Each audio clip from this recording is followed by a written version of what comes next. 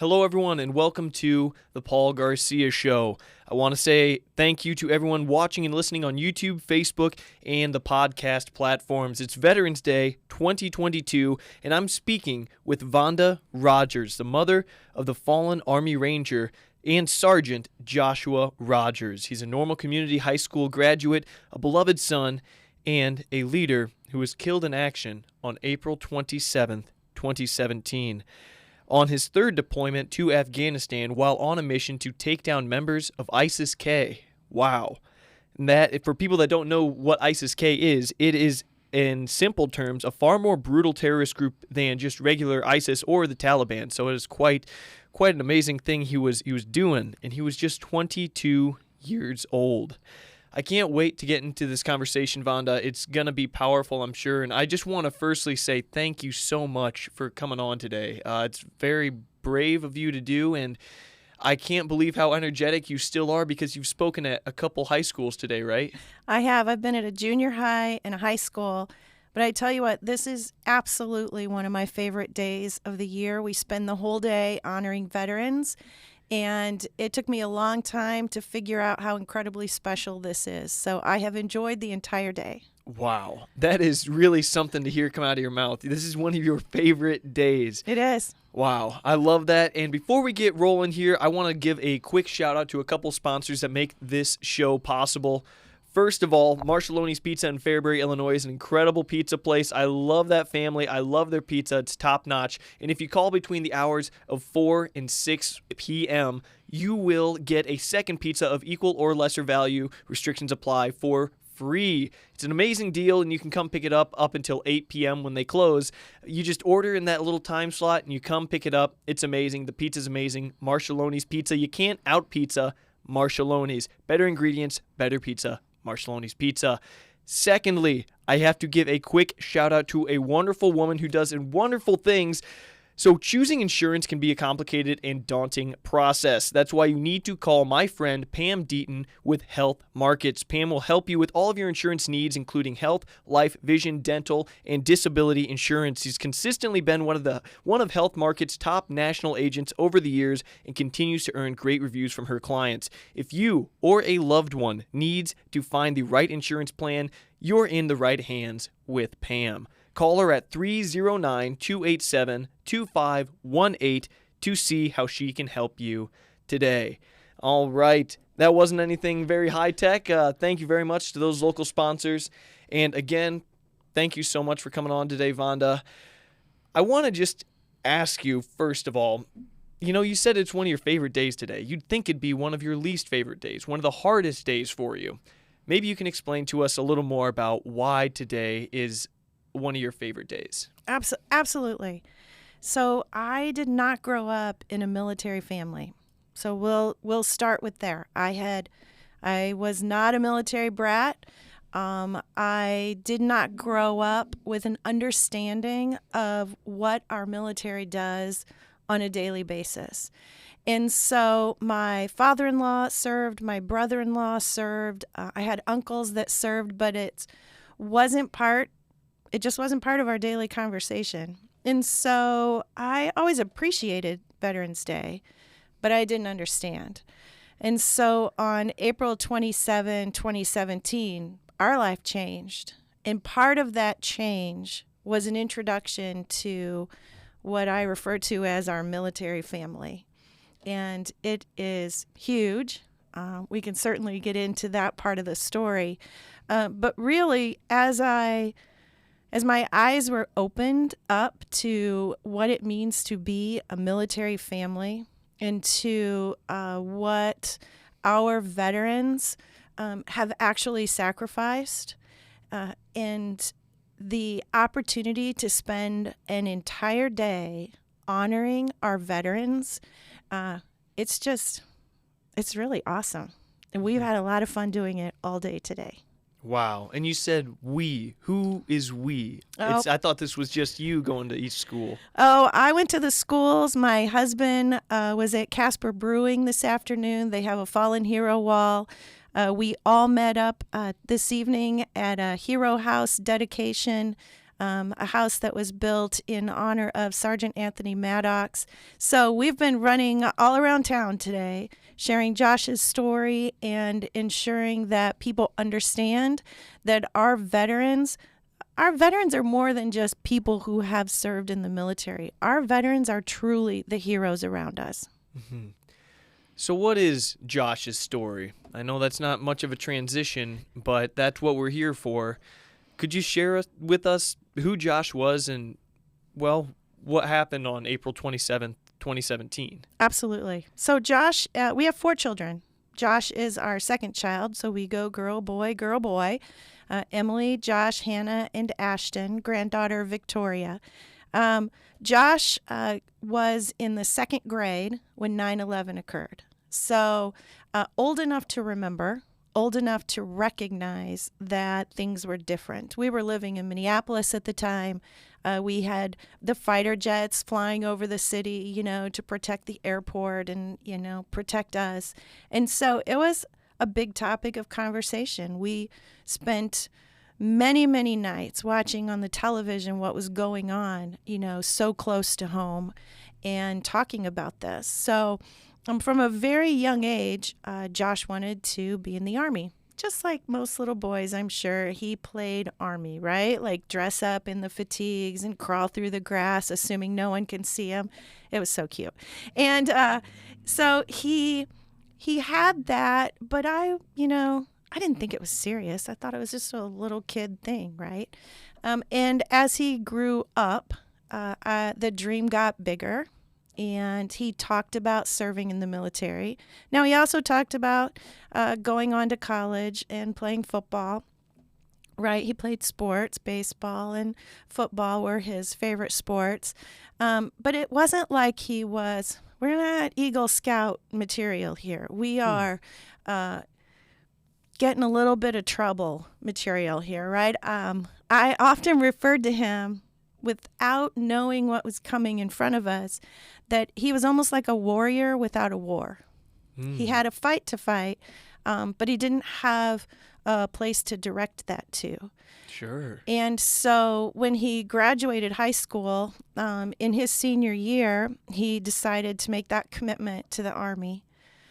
And did a lot of research on his own and decided that he wanted to be an Army Ranger.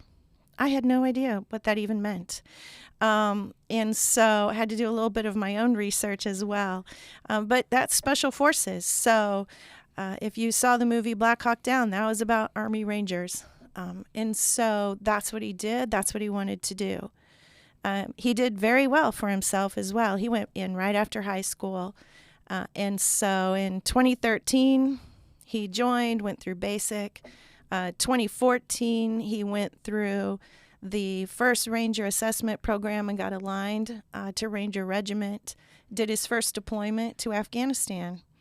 He loved it. In 2015, he went to Ranger School, which is a pretty intensive leadership school that everyone in regiment and really anyone in the armed forces can go through Ranger School. Not everyone can pass, but and then in 16, he had a second deployment to Afghanistan, had a couple of deployments in there for training purposes to England and Australia. He was living his best life. In 2017, he came home for a quick visit before he went on his third deployment to Afghanistan. Wow. Yeah. Now, as far as I knew, deployments were pretty boring. That was the story I got. What would he do on these deployments? What was a typical thing that he would report back to you that he did? Was it just make sure everyone's okay over there in Afghanistan, the innocent civilians? Oh, what I got was we play a lot of Xbox and we lift a lot of weights. Wow. That was about all I knew. I worried a lot more about this kid when he was home, and he might have a few too many beers or something than when he was in Afghanistan playing Xbox. And so I really didn't know. And it's a blessing because, if us mamas knew what our children are doing that are serving in the military, we have military in 150 countries around the world. and terrorism is still running rampant. And so we're still fighting. And so I didn't know. And on April 26th, in the evening, which would have been after midnight, April 27, Afghanistan time, we got a knock on the door, just like you see in the movies. I was already in bed, and so my husband woke me up and said, you got to come downstairs. There's 2 people at the door in military uniforms. And I kind of just said, no, no way. And he said, you got to come down. You got to come down now. So got up, went downstairs, and there's a lot that can happen in that moment. I've talked to a lot of people in the military who do that notification. And it could be anger, it could be, shock, disbelief, all kinds of reactions. Mine basically was I just walked up to the person and I said, tell me, just tell me. And they're like, let's go in the living room and sit down. Nope, you just got to tell me. And I don't remember all of it. I do remember your son, Sergeant Josh Rodgers, was killed in action in Afghanistan. And I dropped to my knees, and I can just remember crying out, not my baby boy, and really just, I felt physical pain in my heart breaking, just physical pain in my heart breaking.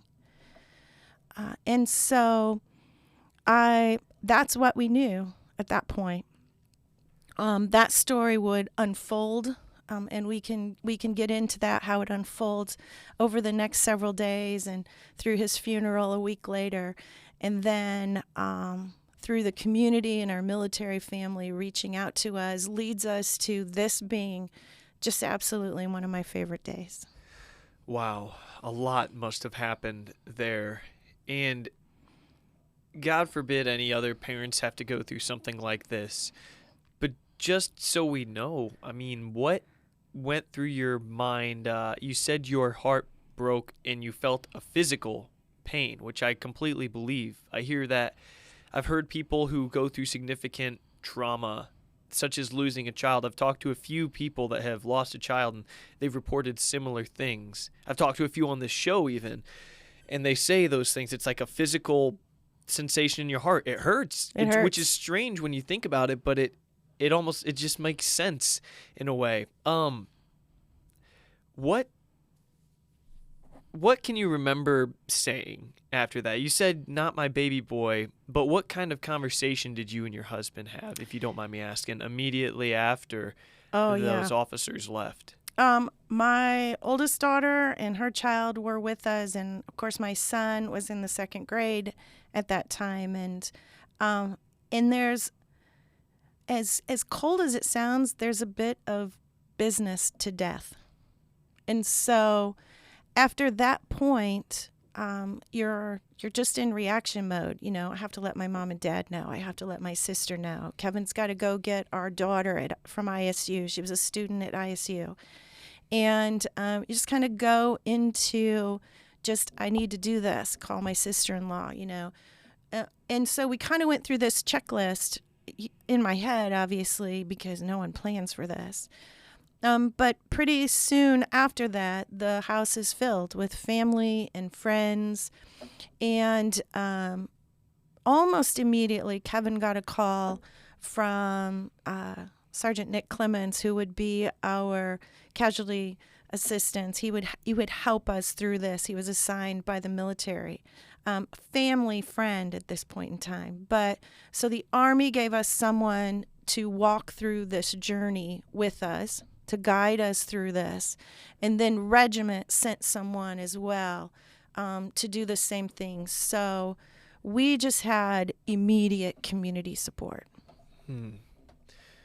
Did you have time to grieve right away, or did people swarm your house a little too quickly for that to happen?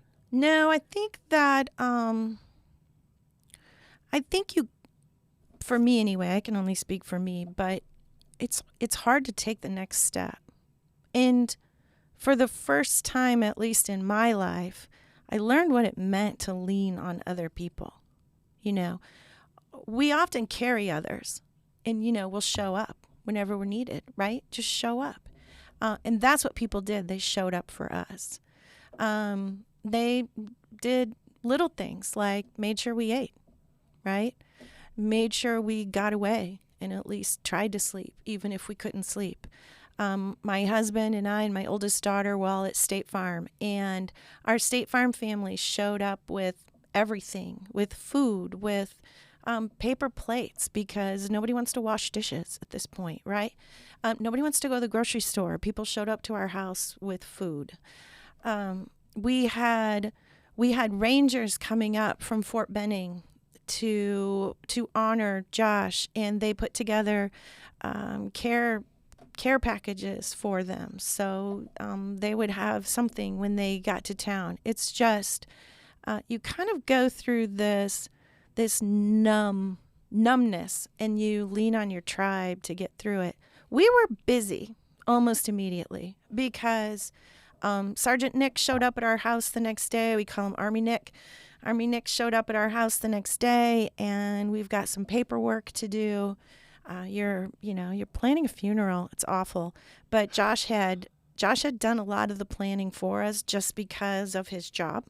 And one of the requirements of his job was to help us through that. Then we were on a plane Wednesday night. We are notified. Thursday, we're doing paperwork. First thing Friday, we're on a plane out to Dover Air Force Base because Josh was being brought home. And so that was just rapid, and you just go with it. And so, because it's just surreal, right? Wednesday, I leave work, and I'm just this person who's been at State Farm a long time, and I got 4 kids, and we're just busy with sports, right?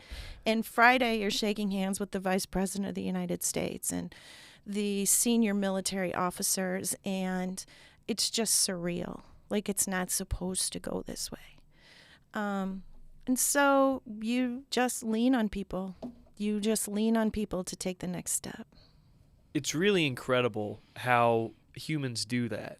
Someone experiences a tragedy. They lose a loved one, especially a child, and all of a sudden, these other humans come and swarm them and do things for them to make their life easier for a period of time, just to make them as happy as they can be for a while. You don't see that in nature, so I think it's one of the beautiful aspects of being humans. Good people, maybe even people in America.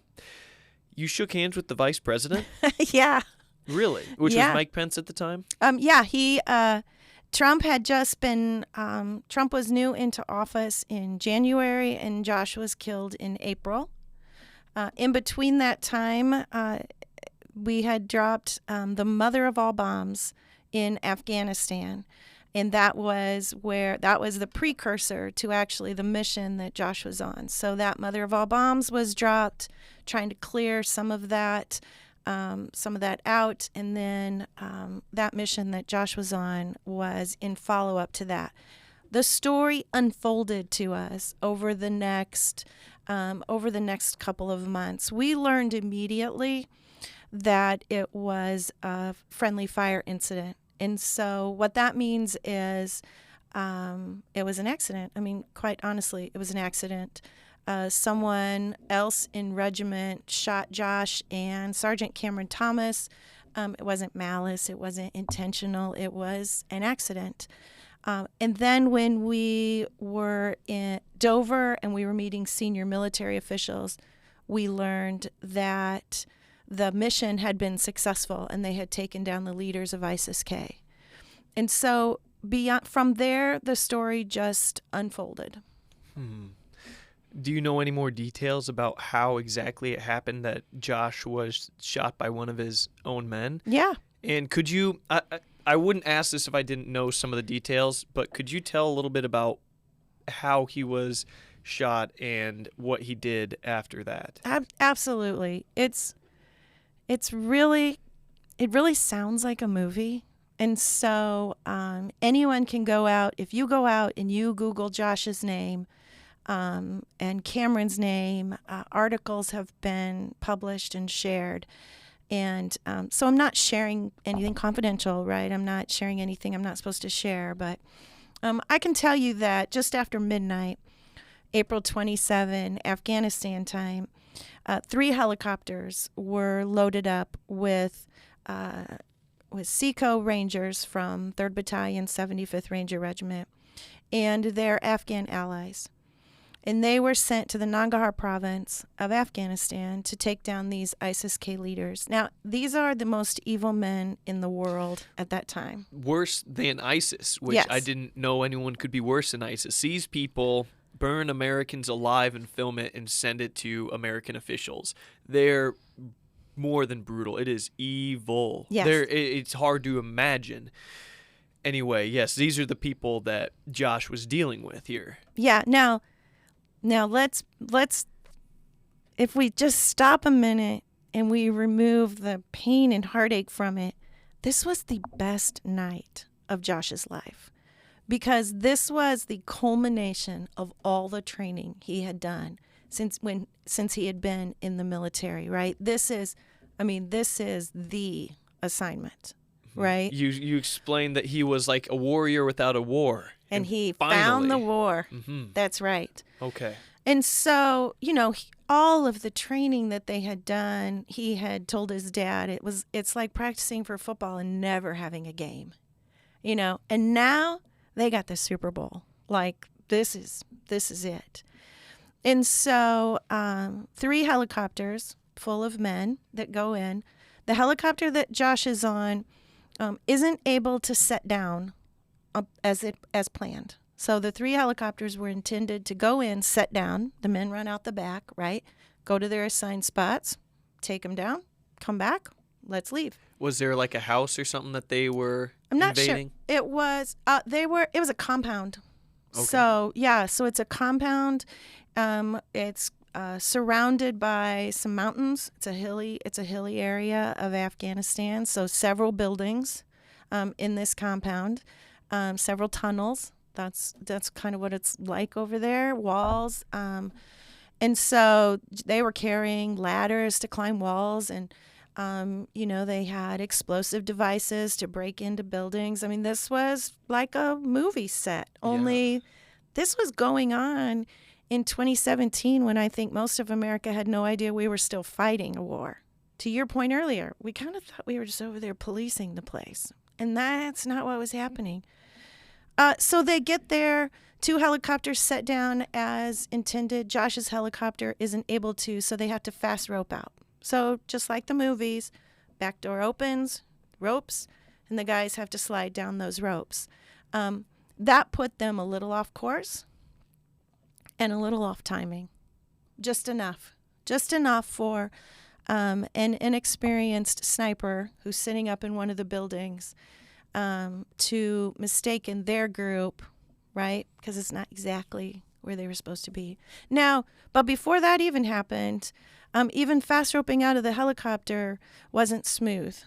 Obviously, by the time Josh and Jared, last ones out of the helicopter because they're team leads, and by the time they fast rope out, everybody knows they're there, right? It's a giant helicopter. They're under fire from all direction. And so as they fast rope out, or shortly after hitting the ground, Josh was shot in the leg.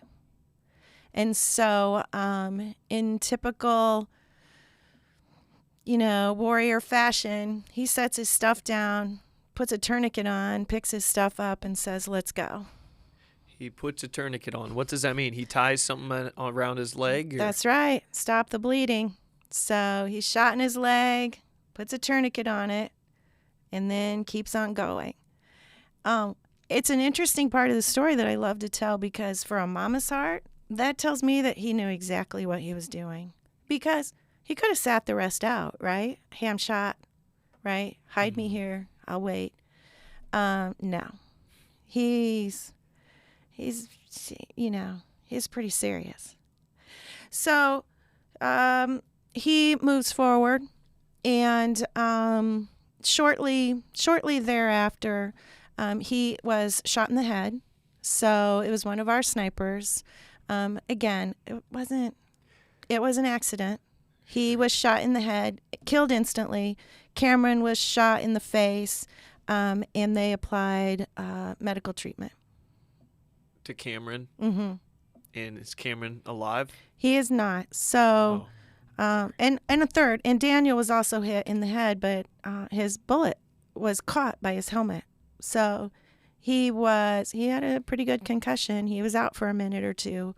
But he finished the fight, which I want to talk about in a second. But the group then that Josh was with was then pretty intensely focused on making it safe for the 9 line to come in. So the 9 line is like the ambulance in Army terms. 9 line comes in and they take the injured out so that everyone else can continue the mission. It took them about 45 minutes to make it safe enough for the 9 line to come in. And unfortunately, though they applied medical treatment, Cameron did not live through that period of time. It was a bad injury. So it was not unexpected. It was not because he didn't get out. It was just a very bad injury. And so elsewhere in the compound, they didn't know what was happening. They're continuing it, and the mission was successful. But it took about 3 hours. So it was about 3 hours of fighting. One of the guys described it to me as standing on the 50-yard line at the Super Bowl, and what would normally have been flashes, right, was gunshots from all around them. So, yeah. Movie theater level fight here. Wow. Holy moly. Yeah. And these men just kept going even though their brothers got shot, and they knew it, surely, but maybe is that what they were trained to do, just keep going? Yeah, and they don't know it, actually. I mean, the people that he was immediately with knew it. Oh. Right? So they've got to take care of it.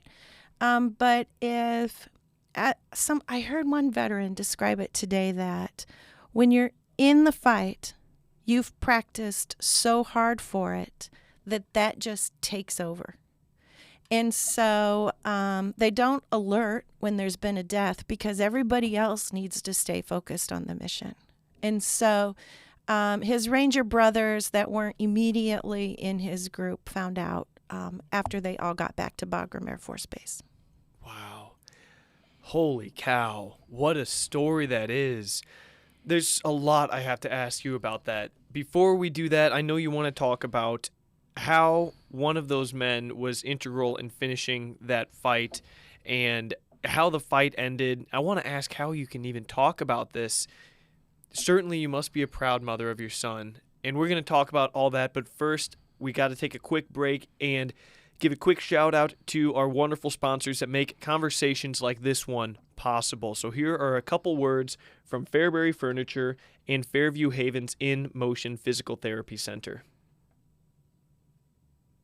Fairbury Furniture in Fairbury, Illinois has added over 7,000 square feet to their show.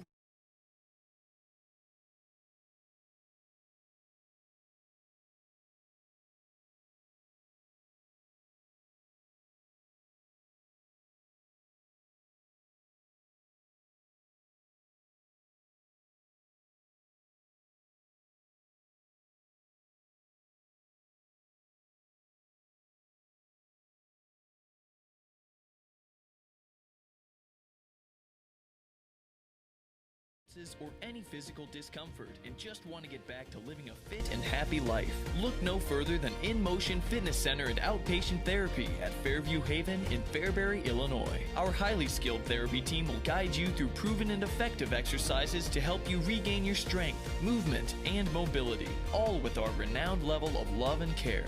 Live your best life. Call our therapy team at 815-692-6724 to find out how we can serve you today. All right, that was Fairbury Furniture and In Motion Physical Therapy at Fairview Haven in Fairbury, Illinois. Great places. Check them out. Sorry if the sound went out there, Fairview Haven. My apologies. Still working on the setup here. If you Sorry about that, everybody. But okay, first, before we continue on, I wanted to say a quick thing. If anyone wants to call in today, you can do so on this new line. It's at 309-407-7776. If you call that number, we will answer it, and hopefully if all things go correctly, we'll get you on the air. It'll be live and all that good stuff. You know what? Let me turn off a thingy here. We're all learning, folks. Okay. All right. One thing I wanted to ask about, Vonda, is you said that there was someone that was integral in helping this mission continue on, to finish up. Was it the sniper that you said? Or you said someone that you wanted to talk about was... Oh, well, I can't even remember, but I'm sure it will come to me. A couple things I do want to say is after Josh was killed, one of the people on his team, Michael, called in for air support. And so what that means is they had the Air Force kind of on standby, but they called in to have bombs dropped, basically, to help clear the space, right, to help clear the area. This just amazes me. I talked to the pilot. He found us after Josh was killed. He found us, and he wanted to meet us and talk to us. And it amazes me to know that you can't see the planes in the air, but they can drop a bomb with such precision, right, that they cleared it and made it safe. But none of our people were killed in those bomb drops. So that's just absolutely amazing to me. Yeah, so they fly with their lights not on, I'm sure, somehow quietly, probably high up. I don't know. I never really thought about that. I don't know, but they're high up. Yeah. Interesting. Okay. Yeah. Okay. So one thing, and I'm sure that I'll remember what I was going to say, but one thing you mentioned before break was, how can you tell this story? Couple things. First of all, I am so crazy proud of the man that Josh grew into, the man he became in the military. And to be honest, we really met him through his Ranger brothers, because when he came home, you kind of fall back into old habits, right? And so you would never know this without experiencing it. But as we met the men that Josh served with, and as they introduced themselves to us, they would say to me, "You're my mom now." The brotherhood that they had was as if they were true brothers, as if they had known each other their whole lives. And they trusted me with this story. This is how I know the story, because they've trusted me with it. And I share it because I don't think enough Americans know what's really happening. And because of that, I don't think that the appropriate respect is given to our veterans. And please, if you are a veteran and you didn't serve in country, you didn't go to Afghanistan or Iraq or Africa or Somalia, you served here back home, I still include you in this list of heroes, because I now know what it means to a family to be a member of the military. I understand this brotherhood, this sisterhood. I understand what families go through when the people that they love go and serve or go and train, right? And so I can share this story because I am so proud, not only of Josh, but of every one of the men he was serving with that night. I'm crazy proud with what they got done, right? With what they did. And I know if they were here, they'd be shaking their head no, and they'd be saying, "We're not this." Just like Josh, they would say, "It's just our job," right? We were just doing our job. Well, I just do my job, and it ain't nothing like that, right? And so I love to share their story, and I love to brag on them. I love to allow people to see how incredibly proud I am of each one of them. Now, we have a lot of talk about survivor guilt, and I think that runs rampant across our veterans. What is survivor guilt for people that don't know? Sure. It's the men who came home and said, it should have been me. Why wasn't it me? Why him, not me? We have a lot of conversations about that. I'm confident that if Josh had gone into that battle knowing that he was not going to live through it, he would have still walked in. I have met many, many veterans at this point, and they fight for the people on each side of them and for the family behind them. It's not about who they're fighting in front of them. Now, most, if not all, I'm going to say all, of Josh's Ranger brothers would have done the exact same thing. So what they have to settle with, what every veteran has to become comfortable with is, I love that person and I respect that person enough to give them the honor of the ultimate sacrifice, and to not taint that with my question of why them, not me. Mm-hmm. And so we work through it together. I mean, there's a lot of tears. And the strength that you see today is not because the grief is smaller. It's because kind of the vessel holding the grief is bigger, right? In year one, a lot of tears. I couldn't sit here like this and tell this story in year one, right? In year one, I spent a lot of time on my knees, a lot of time in prayer. Most of those prayers, just tears, because I just didn't have words. And our community and our military family, it's kind of just kind of, circled us and protected us, gave us space to heal. And someone whom I don't know gave me incredible advice, and they said, you're going to grow through this, or you're going to break. And they said, and you're going to have to make that choice. It will make you or it will break you. That's it. You spoke about your immense pride for your son, for the military. What do you make of people, surely you've heard this too, people that just don't support the military, maybe aren't proud Americans, think America sucks? Mm-hmm. Have you heard those things? And if so, what do you feel about that? Yeah. Now, here's where I got to be honest. It just makes me so frustrated. Now, my husband will say that's exactly the freedom that they fought and died for. To say that they hate the United States is a right that is protected by the brave men and women whom they criticize. Well, that's what my husband would say. The whole kneeling thing. I don't watch professional football anymore. So, but I can understand that, I right? mean, it's like your son. Your son made the ultimate sacrifice there, and this football player who makes millions of dollars is going to kneel. Yes. Now, what I have to remind myself is that the intent is not to criticize our fallen heroes. The intent is to bring attention to other problems that we have. And that I can get around. I can get around that.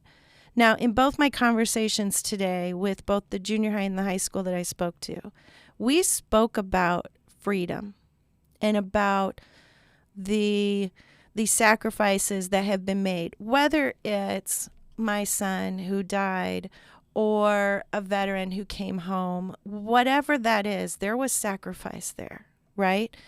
And we talked about that was for freedom. I think a lot of people in America struggle with the freedom that we have because they don't understand how that compares to the rest of the world.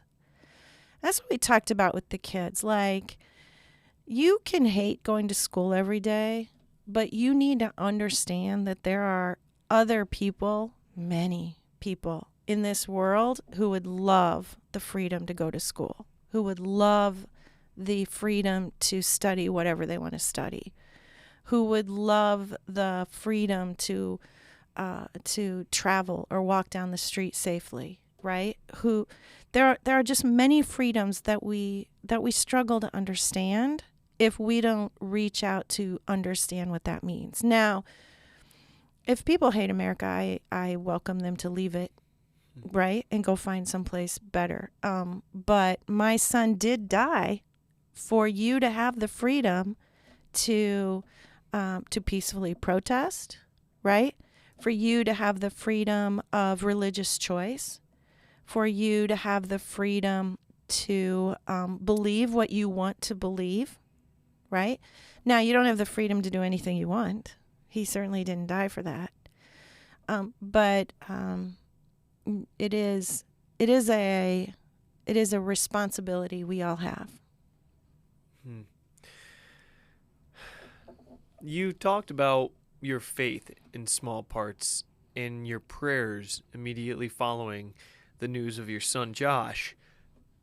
Did your faith take a hit during this? That's a great question. To be honest, I don't know how you go through this without faith. People will often say that you lost your son in Afghanistan, and I will correct them and say, I didn't lose my son. I know exactly where he's at. I have no doubt that he is in heaven. I believe that he's still fighting evil. It's just in a different way, in a different space, that it's hard for us to understand. I believe he was built for that, his purpose in life.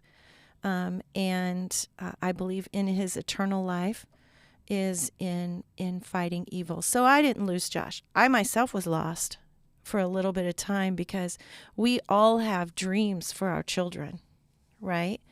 And, what about his kids that I was supposed to hold? And what about the mother-son dance that I was supposed to dance in, right? What about his wife that I was supposed to, say, I'm really sorry, I tried the best I could. I was a little lost because my plans were certainly interrupted. Josh died on that battlefield. His story didn't end there.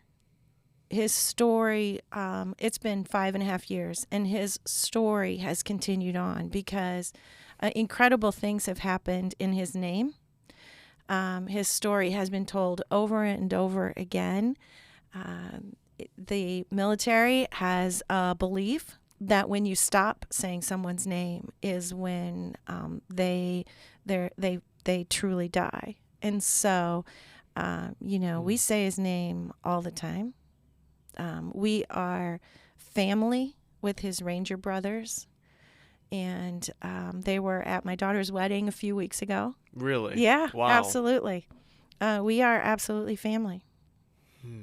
That's incredible that they came to your daughter, who they presumably didn't know. Didn't know. Wow. Do now. Huh. You talked about earlier how someone told you this is either going to make you or break you, using a different phrase.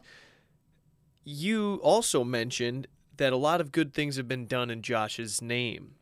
Your husband, Kevin, and you have gone on to establish the Sergeant Joshua P. Rodgers Memorial Fund to provide financial support to eligible Army 3rd Battalion, 75th Ranger Regiment veteran scholarships. I don't know if that's all one thing or if that's two things. There was a comma when I read it online. And to provide and other charitable purposes, as well as a youth sports fund here in Bloomington Normal. What else have you done? I'm sure I'm missing something. The Habitat Home. Yeah. So, we created the scholarship, we created the memorial in Josh's name, and we do fundraisers every once in a while. We've given back to the community, to youth sports in the community. Josh, it's hard to raise a child. It's hard to raise a kid, and I grew up in a small town. My husband grew up in a small town. The whole "it takes a village" was absolutely true, right? I believe that youth sports coaches, particularly in youth sports, leave fingerprints on our kids that shape who they are. And so we do. We have a Memorial Day tournament out at Pony Fields. Is the Sergeant Josh Rodgers tournament. Wow. And that's awesome. Kevin gets to go and share Josh's story with some of the teams that are playing in that tournament. We donate money to the Cougars. So the youth football team Cougars wears a sticker on their helmet. That's who Josh played with. And so they honor Josh. We do a scholarship at the high school, which kind of makes me giggle because I think it makes Josh roll his eyes because remember I said he didn't really love high school, and now we do a scholarship for kids on the football, or for one person on the football team who displays leadership talent. So in Josh's senior year of football, when the coaches always talk, the coach said he wasn't the biggest or the fastest or the strongest, and by now everyone's pretty giggling, right? But he played with the most heart. And so we do a scholarship every year for the football player that the coaches identify as playing with the most heart. Wow. Yeah. And so we stay active that way. We were part of creating the Hero House through Habitat for Humanity. So each year we identify a local hero, and we build a house in their name for a local family. So it's a little bit of a unique program. We are also pretty active with HUA, Deer Hunt for Heroes, which is another local group that brings in Purple Heart veterans, takes them hunting and fishing. And they've taken Ashton, our youngest son, out hunting, got his first deer this year. So he's pretty happy. And the community has been amazing. If you drive down Airport Road, you'll see Josh's name on the sign. That's right. That's right. The Normal Post Office. If you go inside the Normal Post Office, you'll see a sign that Holy it's been smokes, dedicated. man. Yeah, just absolutely amazing. The community, phenomenal.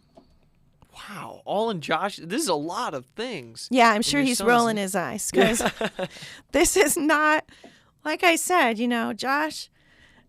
Josh was awesome, okay? But he was the kid who, when they were told to park at Eastview because there was an accident in front of the school, he drove across the grass and parked at the high school because why wouldn't he? He had a Jeep. Or He's a bit of a rebel. the police followed him home one day because someone had been out joyriding behind Menards in a Jeep, and they could follow the mud tracks back to our house. So this was a kid that's probably rolling his eyes, like the post office, the road.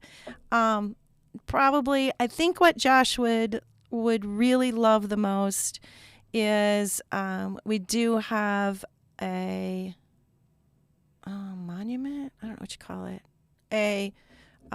Out at the high school, we have an anvil and hammer, and it's right outside the boys' locker room. When the football players come out, they tap it.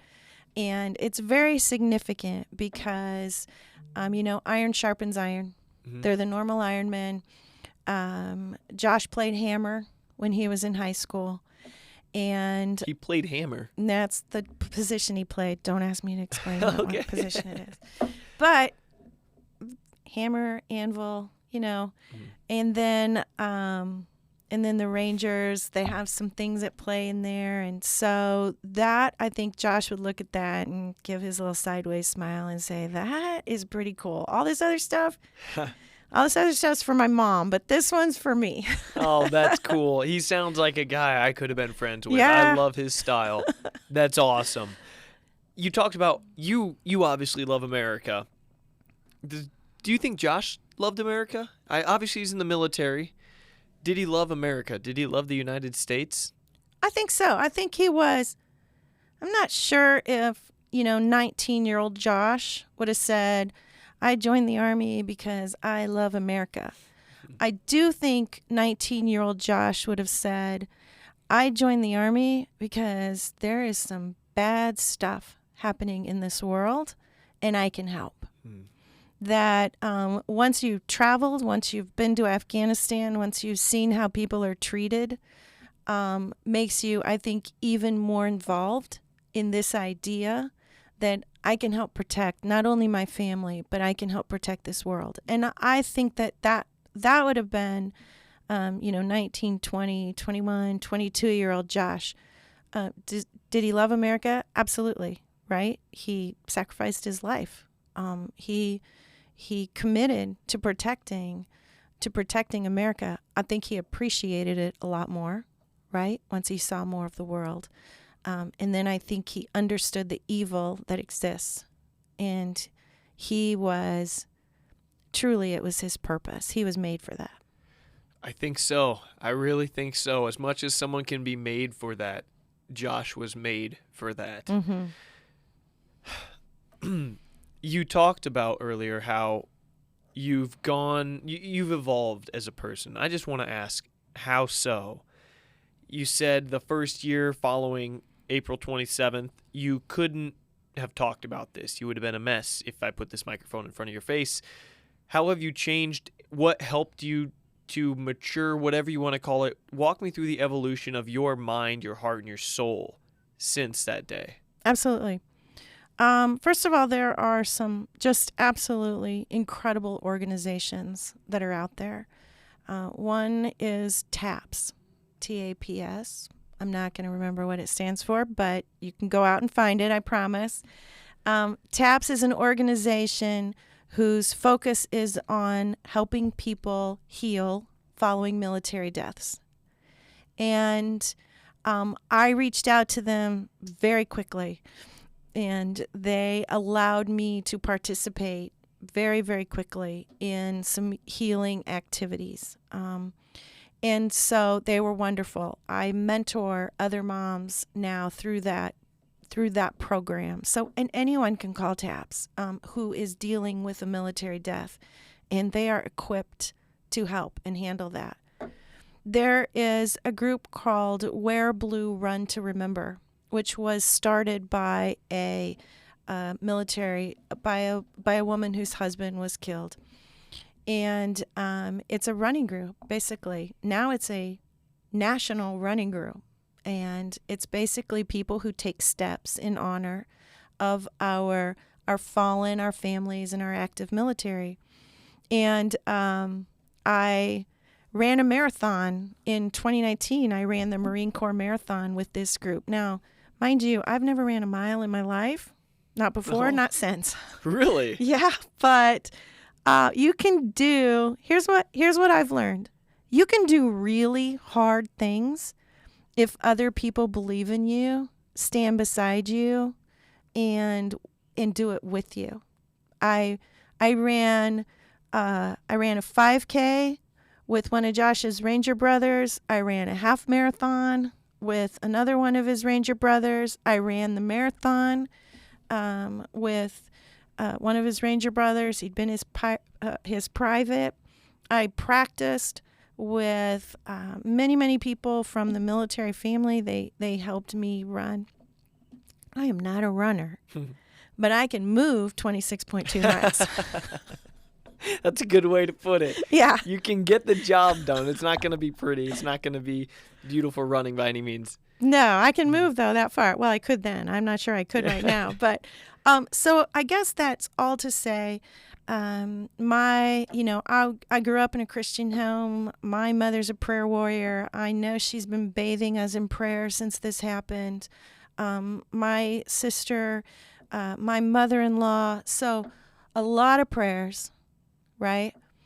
A lot of people who patiently gave us space.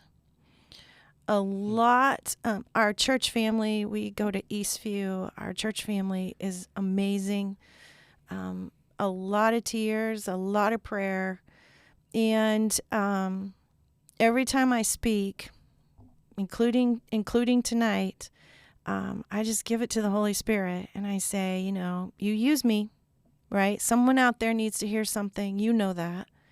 And so use me. And so it's a gift, I guess, that God has given me to learn how to share this story. I'm not holding back tears. I am absolutely so proud of the men that Josh served with and so thankful for our family and our community. And I honor the heroes around us, the veterans. They are incredible to us. Another group I didn't mention, Gold Star Mission.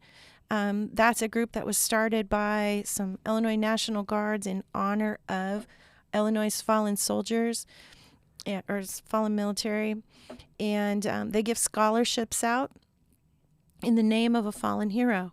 And remember, the whole idea is keep saying their names, right? Keep sharing their stories. And so they do scholarships, and each scholarship is given in the name of one of Illinois' fallen heroes. It's an incredible group. In September, they do a 500-mile bike ride. I joined them this year. I did not ride a bike for 500 miles, but I did drive a car at 15 miles an hour for 500 miles. So I did my part. Oh, my word. I got to trail them. And I tell you what, I was like mama to these 35 bicyclists. No one was going to hit one of my bicyclists, right? We do it to raise awareness, right? Just like this. Just raise awareness that people have died. People have sacrificed for your freedoms, and just as important, people have served in the military, our veterans. People say to me all the time, Josh is a hero. Yeah, damn straight he's a hero, right? He's not a hero because he died in Afghanistan. He's not a hero because he was an elite soldier. He was 75th Ranger Regiment. He's a hero because he showed up. On day one, right, as an 18-year-old kid, he showed up. He signed up, and he showed up, and he's a hero because of that. Showing up, that's what makes you a hero. Signing up, showing up, being brave, stepping up to the plate, that's what it's all about. You can't control what happens. All you can control is showing up. Yep. I agree with you. I couldn't agree more. That's what makes you a hero, and your son certainly is a hero, a wonderful man. Gosh, I'm proud of him, and I'm proud of you too. I mean, you're talking about this, and like you said, you're not even holding back tears. It's incredible. You've responded with grace to one of the most tragic things that anyone could go through. And let me ask you this. You're in a unique position, having been through what you've been through. What should someone say to a mother who might find themselves in your shoes if it were the first year after Josh, after you got news of this? What should someone say to you? People ask me that a lot, and I think there's two things. One is just show up. Don't wait to be invited, because a person deep in the pit of grief, they can't invite. They don't know how to. Right. Right? Oh, gosh. So Good show point. up, right? Show up. Bring the paper plates. Bring the plastic cups. Bring the plastic forks. Don't expect a conversation. Don't expect a thank you note. But show up with meet their physical needs. Second, nobody knows what to say. And really, there's nothing you can say that's going to make it feel better. So you say, I'm sorry. And people truly are. When I meet any parent who's lost a child, regardless of why, right? I am so sorry. And that's really all I have to say. Now, anyone who's lost a parent has sat in just the deepest, darkest space, right? Grief is dark and it's deep. What is amazing is, as deep and dark as it gets, God balances that with a view of joy and love that I don't think you can experience without that. Both ends get bigger. You experience love that you wouldn't normally have experienced. Strangers come up to me and say, I heard your story. And people care, right? People give us so much love, so much unconditional caring that obviously we don't deserve, But we have experienced just an incredible amount. The community, when we brought Josh home the following weekend, so he came into Bloomington Airport, and there were crowds of people there. Really? Crowds of people there. And then the next day for his funeral, we didn't know what was going to happen, right? Trump had been in office for a few months, and some people liked that idea, and some people really didn't like that idea. And so throughout the United States, you were seeing some people protesting, right? And as you said before, not everybody is a fan of the United States. Not everyone appreciates our military. And so no one really knew what was going to happen. This was a pretty high profile, Josh and Cameron being killed in Afghanistan in a great big fight, right? And Trump new in office. This was a pretty big deal. We were contacted by every major news, the Chicago Tribune, the New York Times, the Wall Street Journal. They're all calling us for interviews. We gave one local interview and let them release it.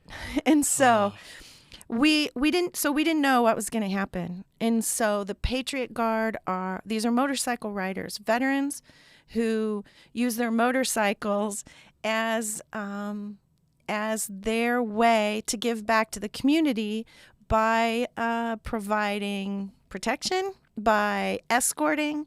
They met us at the church, and they escorted us to the cemetery. The Bloomington police and Normal police were all involved in getting us just moved safely everywhere we had to move at that time. And we let people know that the church service, that the cemetery would be private.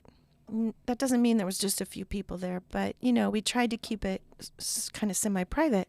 But we told people, if you want to honor Josh, you can come out, and this is our route that we'll take.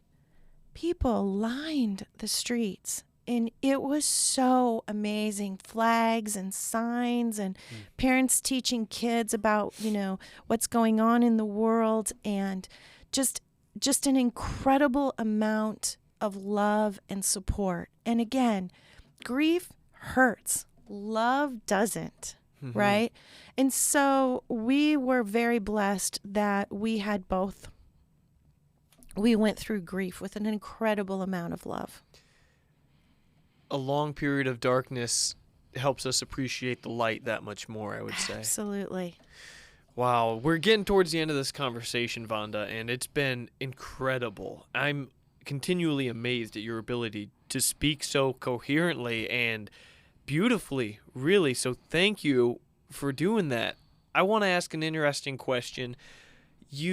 What advice or what suggestion would you make to parents who have the good fortune of having their children still with them today? Yeah. Is there anything that you learned about yourself or just being a parent in general that you'd want to tell those parents now? Maybe do more of this, less of this, do this at all, or don't do this at all.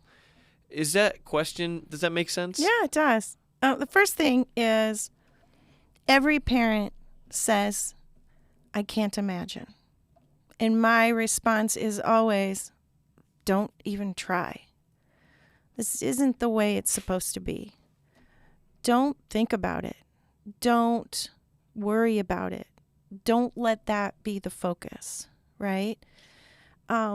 Enjoy. Josh signed his letters, enjoy your time.